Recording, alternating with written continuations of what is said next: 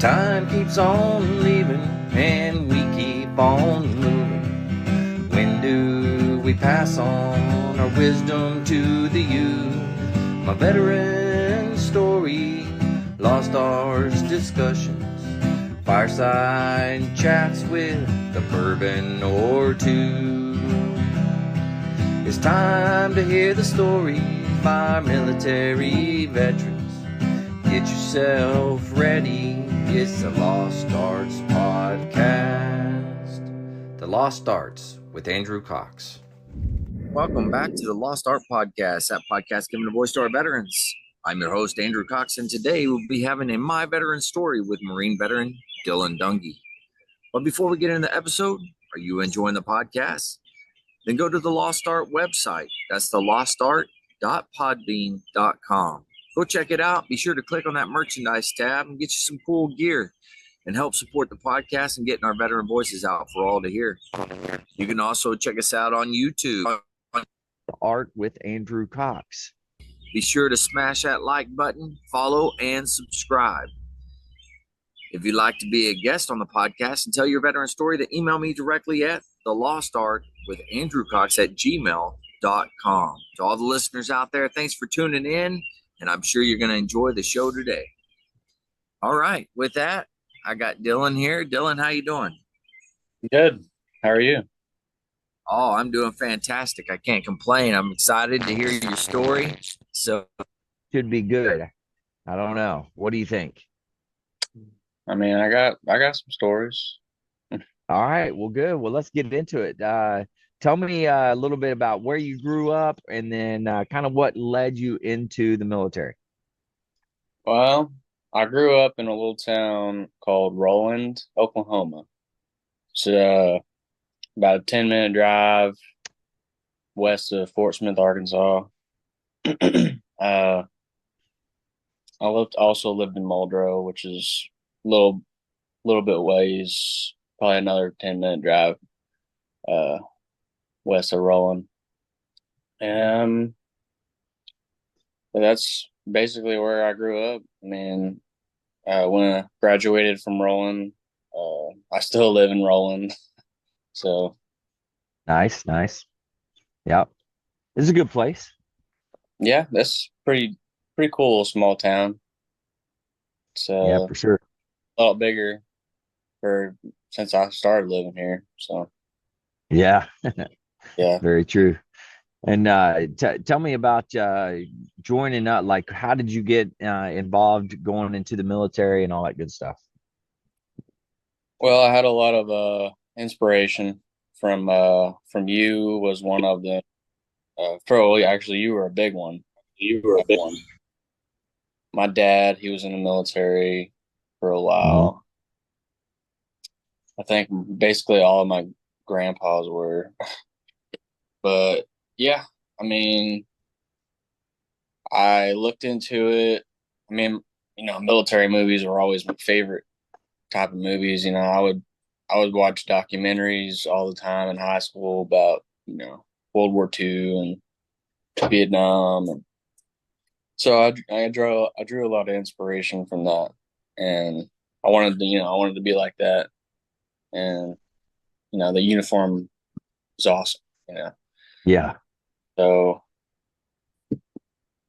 that's just what I want to look like that, wanted to experience that. Called my recruiter. Well, actually, my recruiter showed up to my school as they all do, and, That's very true. we got talking for a while, and he made a lot of good points and didn't seem like a bad idea. So that's how it started, basically. Awesome. And then what was the year that you came in? The 2014, 10 years ago, be August 18th to be 10 years ago. Holy cow. Yeah. Man, that 10 years went by quick, huh? Oh, they really did. Didn't even feel, man. So tell me about doing the transition, going to boot camp, and kind of what your boot camp experience was like. So I went to San Diego, California, which uh, I I don't know. Well, they they have both. They got West Coast, East Coast. North Carolina is or South Carolina actually, Paris Island. But I Hmm. went to San Diego, so uh, boot camp. So you get on the bus right from the airport, which it doesn't seem like a long drive, but probably one of the longest bus rides I've ever had. Just from the port to the actual base.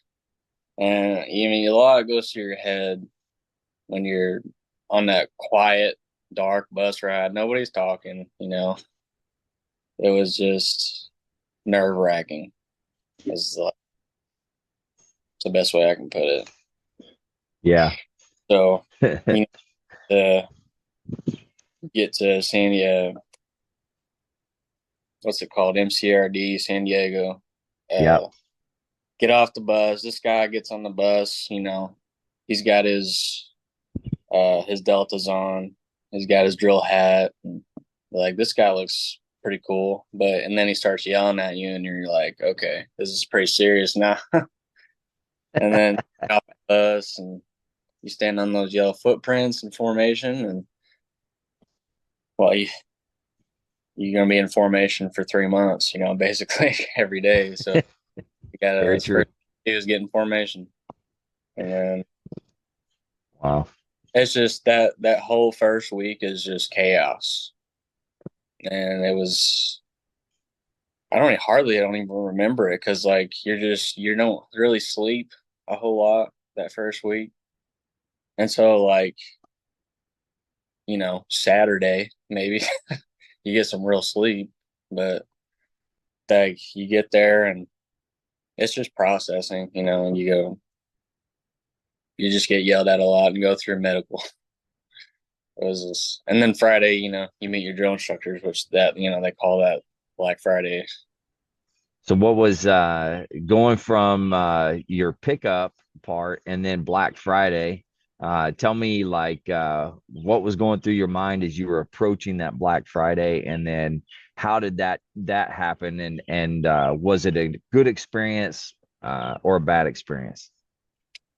I mean, it wasn't really a good experience, I would say. I mean, you're running on maybe a couple hours of sleep every night because I mean, the nerves that you got, and then just you're just busy. Like it was like one of the busiest weeks because you got to go, get your shots. You got to get that first day, you get your haircut, and then uh, man, I can't remember. They're just kind of giving you your supply, your uniform and stuff, and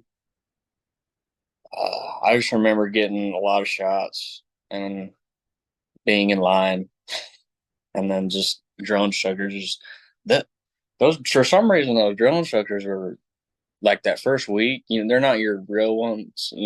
This is like the starting platoon drill instructor. They're a lot meaner than your actual drill instructor for some reason. They're just like they're so mean, like for no reason.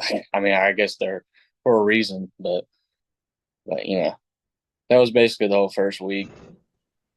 Yeah, that's Not a pretty lot wild. of processing. Yeah. So tell me about Black Friday and like you're sitting on the quarter deck waiting for your drill instructors to march out. What was that like for you? I think it was. I think it was pretty cool. Actually, I mean, it was chaos, but like you meet your drill instructors for the first time, and uh, it's just those guys you with them every day for 3 months, and I thought they were pretty inspiring to me. And I don't remember the whole. I remember a little bit part of the speech they gave, which I'll never forget it. But I don't remember, word for word. But I'll never forget that moment. They give you that drill instructor speech. I know you've done it probably 1,000 times, but No, I I've done it like 6 times. you can probably do it word for word. But No, Yeah. not anymore. I can't. Uh, yeah. I mean, I thought it was pretty inspiring, and the moments leading after that were not very cool, not very nice. But yeah, that whole day was just crazy.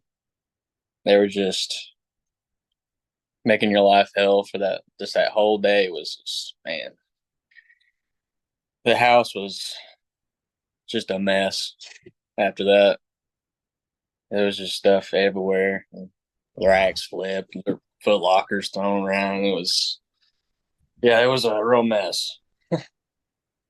So, so talk to me about boot camp itself. What were some of the highlights that you had, and then also what were some of the things that you took from boot camp and kind of pushed throughout your the rest of your Marine Corps career? Well, I mean, you go to class like basically every day, and they're teaching you like Marine Corps values and uh, everything in that little handbook they gave you. I still have that little handbook, the little green one. I'll pull it, I'll flip through it. I'm like, man, this is crazy. There's the amount of information they got to fit into your head in those 3 months is like, but they do it somehow. And yeah, uh, so I don't remember what the exact order. I know there was like a first phase, you know, like your your sleeves, it was in summertime, so they tried to teach you how to roll sleeves, and a lot of them didn't look very good. It was, and then you had your boots weren't blouse, and you had those little tennis shoes on. I don't remember what they called them, but uh, Your they go had fasters. your your go fasters. They had little funny names for stuff like that, like a pen, just for a pen, but ink stick. That's what it was. But Yeah. uh, yeah, first phase, you're just kind of learning a lot. You go to class, you're doing uh your PFT and stuff. Uh, I mean, they're just they ITU a bunch just for little things. It doesn't really matter what it is. And going to class, I don't remember. I don't remember swim qual was first phase or not. First phase was like I don't remember how they broke it up. I think it was like 4 weeks at a time or something. But yeah, first phase, and then second phase was like, oh, you get you get in your winter uniform, which is the green camis, Mhm. and then you do the field and they teach you a lot of stuff in the field, like the rifle range and machine gun range, and teach you how to throw it. Well, they didn't do that. Yeah, You you did the do a lot. gas chamber as well. Did a lot of hiking. The hiking was tough, but that was tough for me. It was always tough for me. Even in the fleet, I always had trouble with hiking for some reason. But I never fell out, so I was Realize always that. Yeah, that's back, good. back. But and then I had to catch up. But That's awesome. see what else? Second phase. I don't think they were letting you boost your boost. Can't say that word. Uh, what Blouse your blouse boots. blouse your boots is, yeah. I don't think they were letting you do that then. We were still like in that recruit phase, basically. Mhm. A lot of hiking gas. Gas chamber was interesting.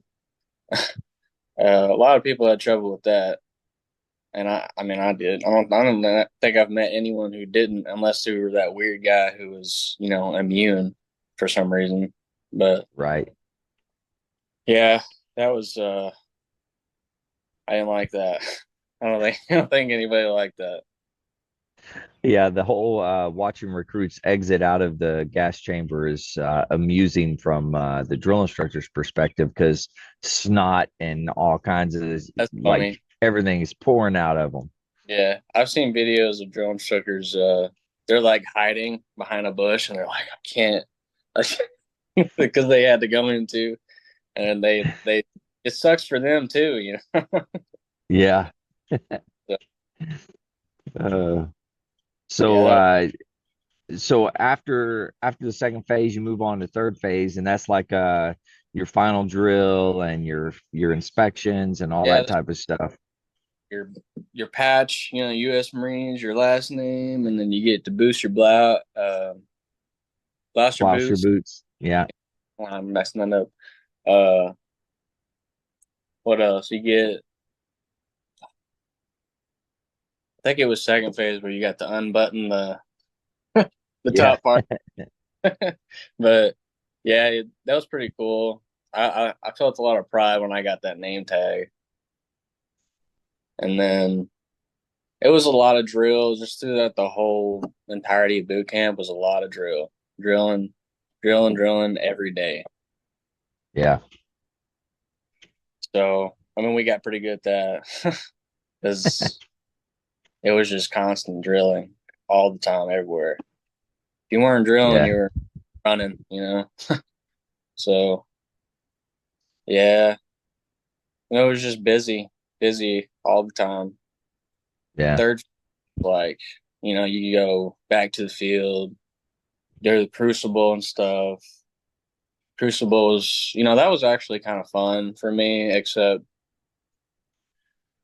uh it was just like you didn't get a lot of sleep. That was the only part that sucked about it. But everything else was fun. Like, you know, the little drills they set up for you, and you land nav and stuff and trying to figure out how to get through an obstacle, and you know, it was, you just got real dirty.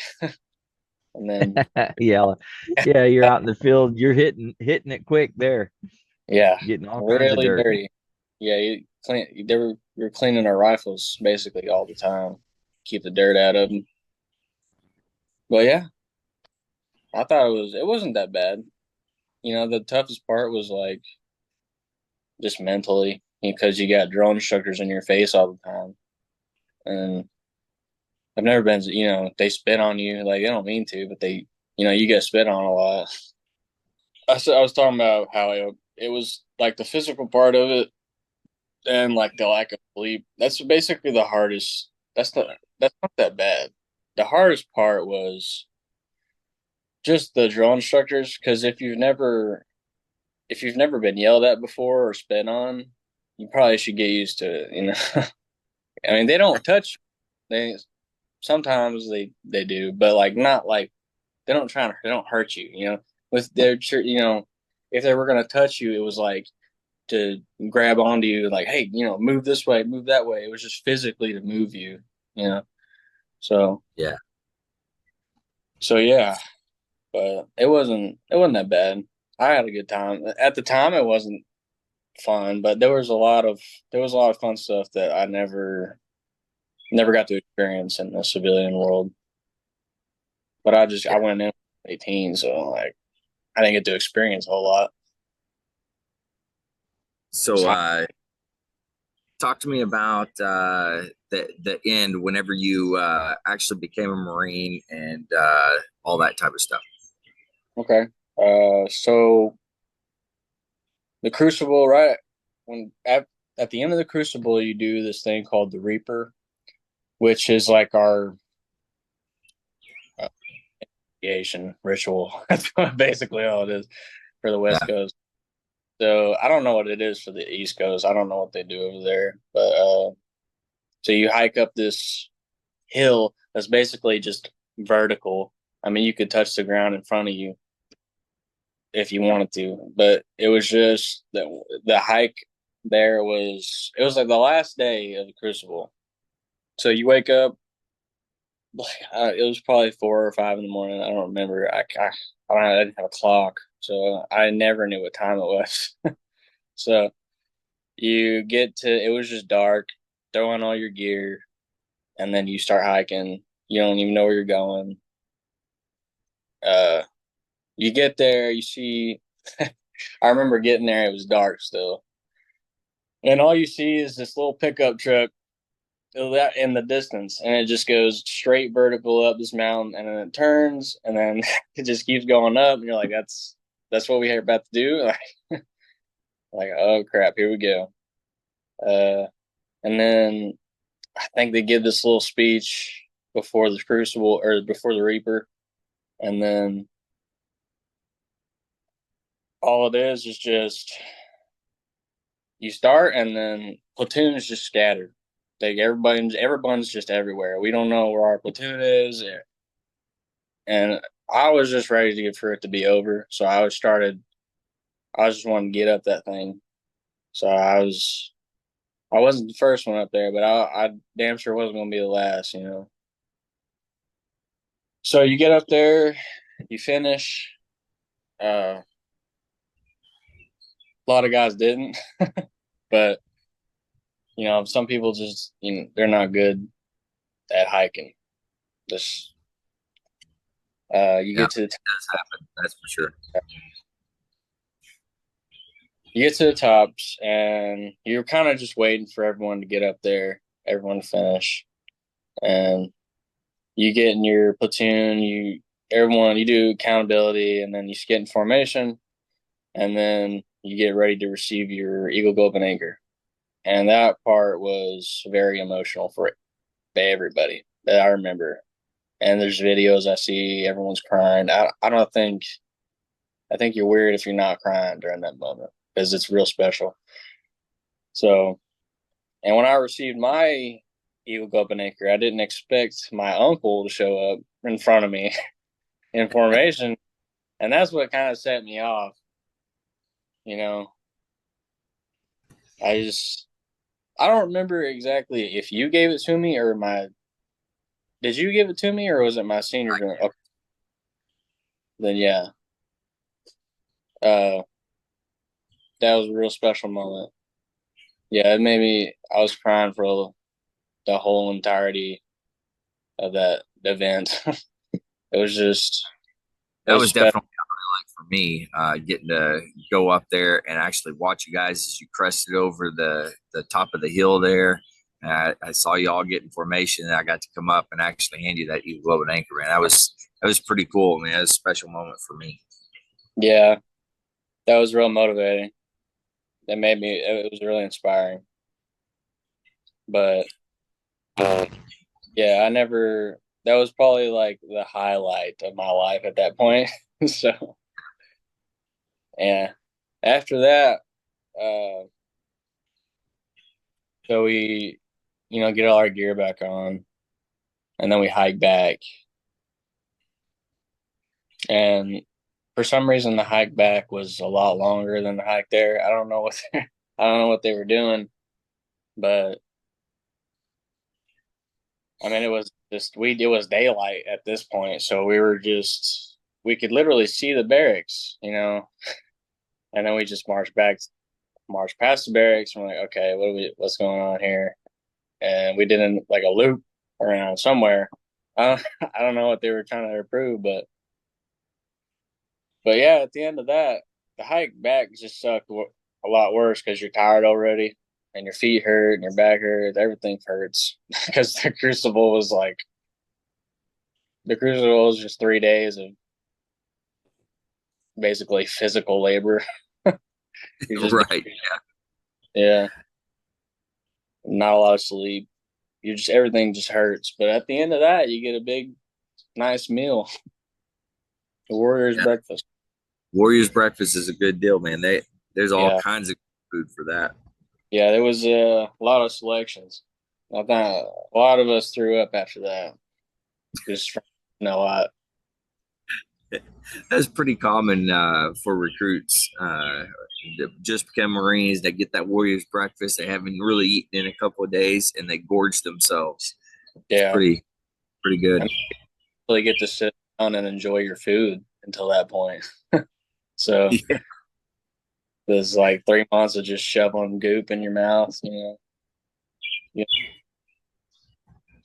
So But So after that, it was basically what they call Marine Week, right? And you go back down and you're just prepping for graduation. Yeah, they're just you're just practicing for yeah, that's all it is the whole week. You're kind of just, it was real chill that whole week because you earned your title. So like they respect you at that point. You're not a thing. You're not a recruit anymore. So yeah, I mean, you get to actually have a conversation with your drill instructor. So you get to know him a little better and you learn, I don't think there's any class that week, but you know that, but yeah, that's all it is just that whole week is just learning how to march during the. Yeah. Tell me about graduation. Like, what was that feeling as you're, on the parade deck, you're getting ready to graduate, and this is the moment, the culmination of the entire boot camp experience. Yeah. So that morning you do like the little motivation run. So you wake up, uh I think it's like a 3 mile run or something like that. But yeah, the whole company would, get in your PT gear, show off to your family, do a little run. You might see them, you might not, but they see you, running and uh yeah, once you're done with that, shower, shave, whatever, put your uniform on, march out to the parade deck.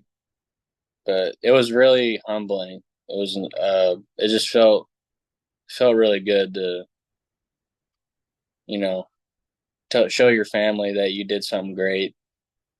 You become a Marine. Not a lot of people do that, It's like, I don't know what it is now, but it was like 1% back then. It was hardly anybody went through that. And it was just something to prove. And Yeah. I'm sure they That all. when you say that it's 1%, it's actually I think less than 1%. I think Yeah. 1% of the American populace joins the military, and then it's even smaller for the Marine Corps. Yeah, it's only a few 100,000 of us. Yeah.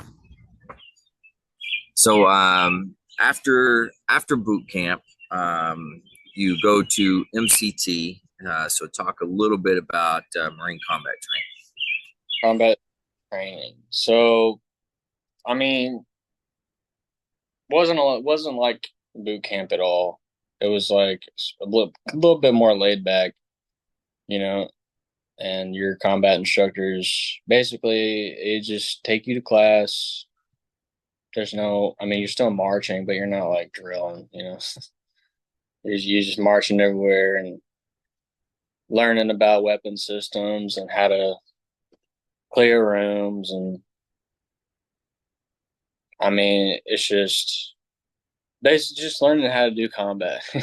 That's all it is. And you're doing just a lot of hiking, a lot more hiking in MCT than it was in boot camp. You're just hiking everywhere you go, you're hiking there. So hiking to the range, you're doing this is the first time you ever throw a grenade, which was pretty cool. It's a lot louder than you expect it to be. Uh, doing combat ranges, how to move in a squad, how to operate as a squad, and fire and movement, and machine gun ranges, which was my favorite part. But yeah, that's all it is. The machine gun range is always a blast. I don't care how old you get, anything like that. It's a blast no matter what. I love firing heavy weapons. Yeah, those are always. But yeah, it's just a month of hiking and shooting guns. That's basically all it is. Learning how to be in a squad, combat squad. That's pretty brief description of it. But yeah, I didn't even. I forgot to mention what company I was in boot camp. Oh, yeah, I was Delta Company, platoon 1074. I'll never forget that. that's awesome. Yeah, Delta, Dirty Delta. Is that what they called you? What dirty was it? Delta. Yeah, dirty Delta. Yeah, when they would tell you to move, you'd be like, ready, dirty, move, Delta. I was like, that's so stupid. Like, why don't we come up with that? Why are we dirty Delta? But yeah, I was Fox Company and MCT. So Yeah, yeah. So after MCT, then you go to your MOS school, and your MOS school was in Missouri. Missouri, Fort Leonard Wood. All right. Yeah. So talk to me about getting there to your schoolhouse. What was that experience like at the schoolhouse? What all did you learn and stuff like that? Okay. So I got there probably January time frame, and then I'm in a holding platoon for like ever. I was like 3 months. I'm in a holding platoon, just awaiting to get into a job because they were full. You know, it happens. The class is full, and they're like backed up. You know, for months, and then you're just waiting. But I mean, it was very cold because it's Missouri in January, and uh, for 3 months you're just kind of waiting and going to chow, going to class. But you finally get into your platoon. I was man, I wish I could remember the MOS number, 3531. That's what it was. Yeah, motor transportation operator. So you got three different courses, it was 6 weeks long. Um, got the Humvee course, which was class 1 week, uh, driving 1 week, and then you went on to the MTVR, which is the 7 ton, which the same thing as 2 week course, and then the third was oh, someone's calling me. Just like go to voicemail. All right. So yeah, the third one, I wish I could remember. I still don't remember the name freaking vehicle. But it just basically it was made for carrying the boats, like, and it was made for carrying the ISO containers. It had like a crane on the back and a zero turn. It was real long, but those were pretty fun. That was my favorite thing to drive. Those were really fun. But yeah, that's all it was. It was just 6 weeks of job training. Would you say that overall that the course that you took set you up for the fleet? Yeah. Yeah. It's really important you learn a lot during your schooling, because if you don't know anything when you go into the fleet, they're gonna ride your ass for it. So you need to learn everything you can possibly learn in your MOS training, or when you get to the fleet, you're not going to be prepared at all, and then you're going to be basically the shitbag. The uh, new fleet Marine that everyone's going to pick on because you don't know anything. But Yeah, that wasn't me. I was actually pretty good at driving trucks because I enjoyed it. very nice. All right, so you finished your MOS school. You're going to the fleet. Where did you go in the fleet? And tell us a little bit about your experiences there. So I got done probably around, I think might have been June or something, May or June. I got to the fleet. Um, so ended up landing on Cherry Point, North Carolina, which is an air base, Marine Corps air base. MWSS 274 was that was my unit. Mag 29, 2nd Marine Aircraft Wing. Just landing. I think we were one of two motor pools in that whole base. So, I mean, it was just for 2 years. I was a little bit less than 2 years, I'd say. You just doing motor T runs and doing PMCS on the vehicles every day. I mean, it was just like a job. You get to work 7:30, 7 o'clock, more likely. But if you're not early, you're late. That's the mindset. Yeah, So that's true. if you were late, God help you. But so it was just a job. They said it's Yeah, like a normal. That's all it is. You can go to work, you might not do a run that day. You might go to Camp Lejeune the next day. You never know what you're gonna do. Dispatch will say it was just. You learn a lot more in the fleet than you do in school. So I would say I learned a lot more in like the first couple of weeks than I did yeah, that whole time. So, but that was like half of my career there. So it was, and then they sent me over to uh S4 Armory and that was a privilege. Because if you were, I honestly couldn't tell if it was a privilege or not, but it was a privilege to me. Because sometimes they would send Marines that they didn't want in the platoon to a different section. I didn't really see it that way. I saw it, oh, I'm going to the freaking armory. That's awesome. I would love to go to the armory. But yeah, it was, I mean, in the motor, you went to the field quite a bit. I mean, you go to the probably once a month, maybe twice, but because you're kind of, they kind of need you, you're the motor T. But yeah, I went to the armory for the last 2 years of my enlistment, and that was cool. That was my favorite part of what was that was the daily battle rhythm or daily tasks that you did there at the armory? so it varied.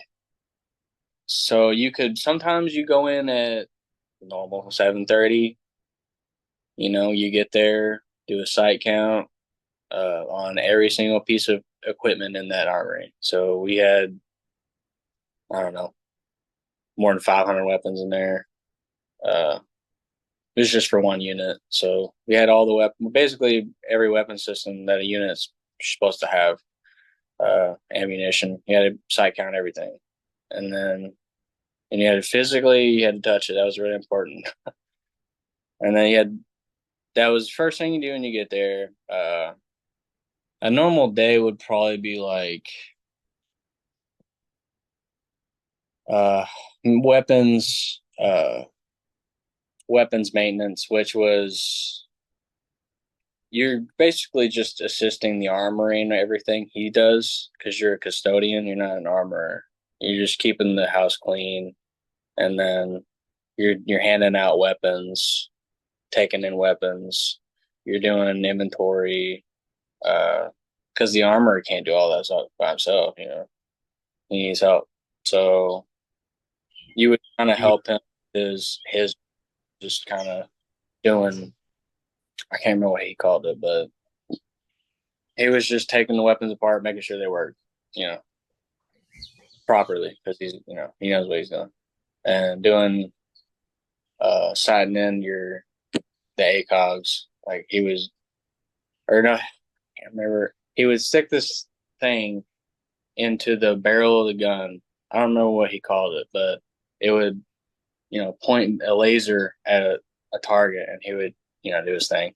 But I would just help him, and then a lot of phone calls. You had all the different types of weapons in there. Yeah, we had M16, M4, M9,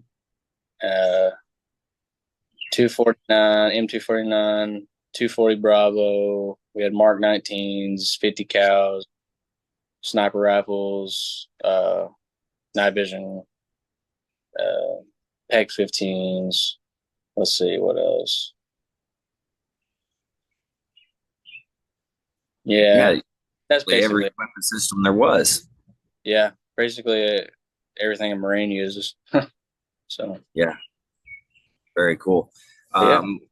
What were some of the cool parts whenever you think back at the armory or even Motor T? What were some of the cooler things or exciting things that you got to do? It wasn't really like an exciting unit to be a part of because they're kind of a supporting aspect of the the unit.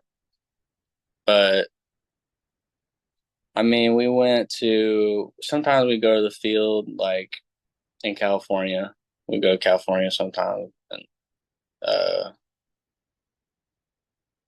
Arizona was one of them. Yuma on the outside of Yuma, but I mean, those are the times. Even though it sucked to be in the field, those were the times you kind of had camaraderie, with your fellow Marines, and you uh, develop a relationship with the guys you work with because you're in the field. It sucks, we're just having a good time in the field, but uh, you kind of embrace the suck after a while. We're just like, well, we're all in this together, so nothing really too exciting.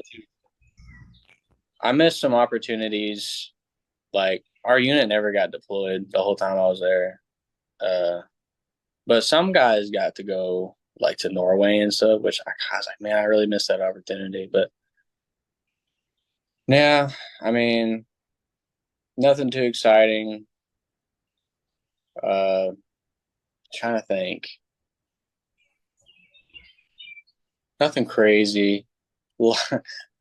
I mean, it's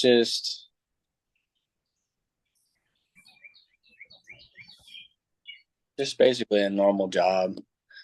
Yeah, But yeah, I mean, you got to go to the range a lot in the armory. That was kind of cool. You had to be at all those field ops because they were taking your weapons, and armor has to be there. Say something got messed up, but yeah, I got to go with them very nice. gun ranges. And what sucked about the armory was you had to get up at 2 o'clock sometimes because our guys our rifle range. We had a rifle range. It wasn't open for a while, so we had to send our guys to Camp Lejeune to go shoot, and then uh, you have to get there super early, open up the armory. Well, you go to the what those guys, military police, MPs. You got to go to the MP wherever they were, their little base, and then grab the keys to the armory, unlock the. It was like 2 in the morning. So for a few guys to go to the range, you know, but you got to sleep when they left, so till about 7:30. I mean, Nice. the memory was just the most exciting part for me because I'm like a little gun, weapons, guns, and Yeah, it's a little playground for me. that's good. Um, all right, so you think back over your time in the Marine Corps, kind of talk about the important things that you saw, what you learned, and then also how did those things apply to you once you got out? Um, so one thing they teach you is what is most important is respect. You have to respect your superiors, your fellow Marines, and you have to have some kind of integrity. You have to have uh I wish I could remember all of it. Just the Marine Corps values in general. But I still I think about them today and I'm like I use those Marine Corps values and I implement those into my civilian life. because people in the civilian world do not respect you. They don't care about you. Even though you're a veteran, they'll say it. They'll be like, okay, yeah, thank you for your service. But on a person-person basis, they don't care about each other. They're out here trying to survive. But it's like a normal civilian job.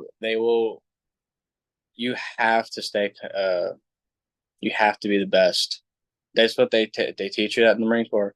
You have to give 100% of yourself 100% of the time.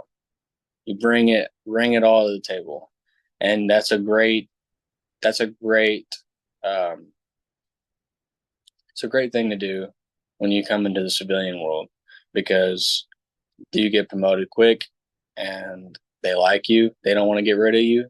They're a valued employee. But most of the time they can easily replace you. They in the Marine Corps, they can't just replace you. You're stuck. So that's a huge difference between civilian life and military life, is you have to bring yourself. And I learned that at my first job. They could care less about you. So you have to bring it. Yeah. Yeah. Yeah, that's a very good point. And utilizing your core values and all your leadership traits and principles and all that stuff that you learn is invaluable whenever you get out into that civilian sector and able to apply those things, because everything you learned in the Marine Corps applies in the civilian sector as well. It's just the majority of the civilian sector doesn't have those types of priorities. So they're just there to get a paycheck, check it, pay my bills, do whatever I got to do. So yeah, they don't. I wish they did a better job in the military of teaching you how to be a person, because when you get out, you kind of don't know how to function. You're like, what are all these people don't have any kind of discipline in their body. They're not, they're not military. You kind of lose respect for normal people for a while, but then you get it back. You get used to it. But yes. like you get out and you immediately regret it. Like, but I mean, you kind of adapt. So Yeah. How was that transition for you? As you were doing that, and what advice would you give for people that are getting out and moving into the civilian sector? I'm kind of I'm kind of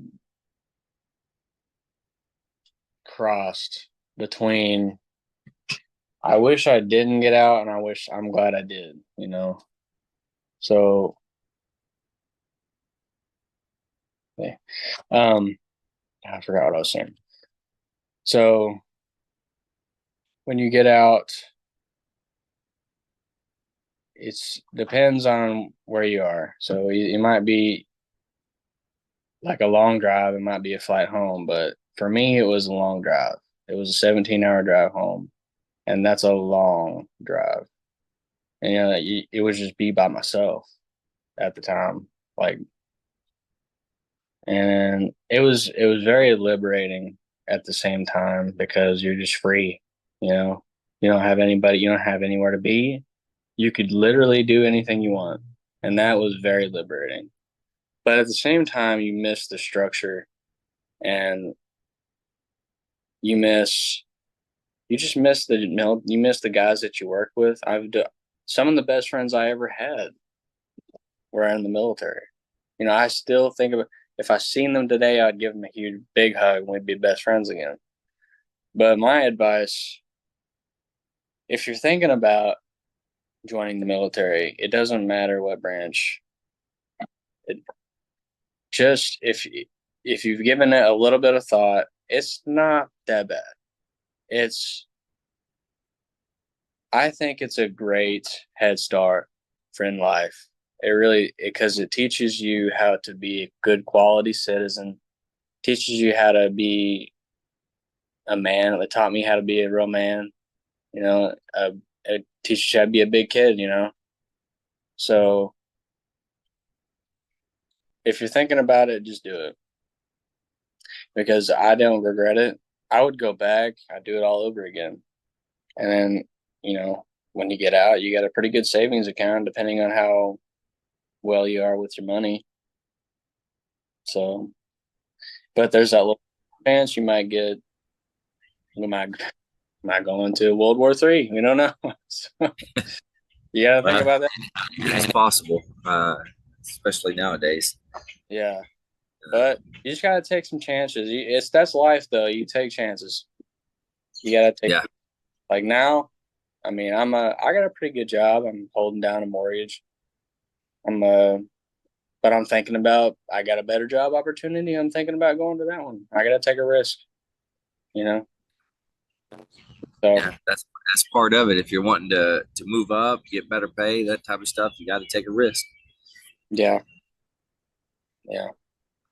But overall, I had a good experience with my military experience. So yeah, I don't regret it. Well, hey man, thanks for coming on. Thanks for sharing your story and just having a conversation with me. I truly appreciate it. And we didn't say it earlier, but you're my nephew, so I'm kind of a little biased. I kind of like it, so yeah. But thanks for coming on. This is your opportunity. If you want to say anything to anybody out there, words of wisdom or a shout out or anything like that, this is your opportunity to do so.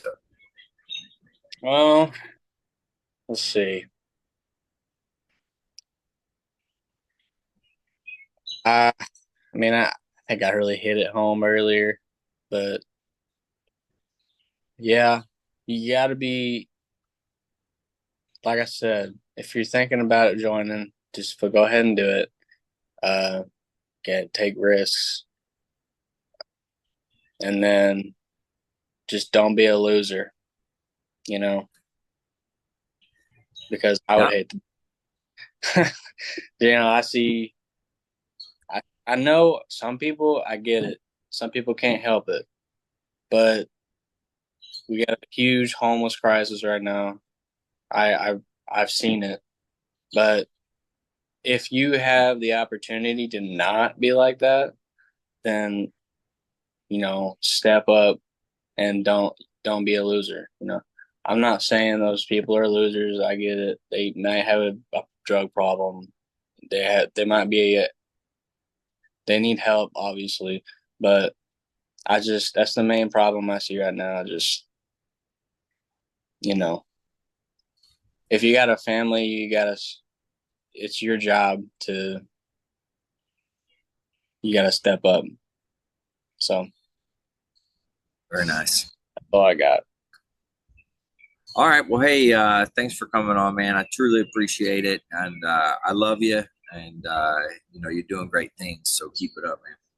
I love you too, man. All right. To all the veterans out there, if you're struggling, you need assistance in any way, please reach out for help. The VA has some incredible resources to assist you in your time of need. You can always dial 988, press option 1, or you can text 838-255. You can go to veteranscrisisline.net and click on that chat icon. Any of those options will put you in contact with somebody that'll be able to help you out. But one veteran life lost is one too many.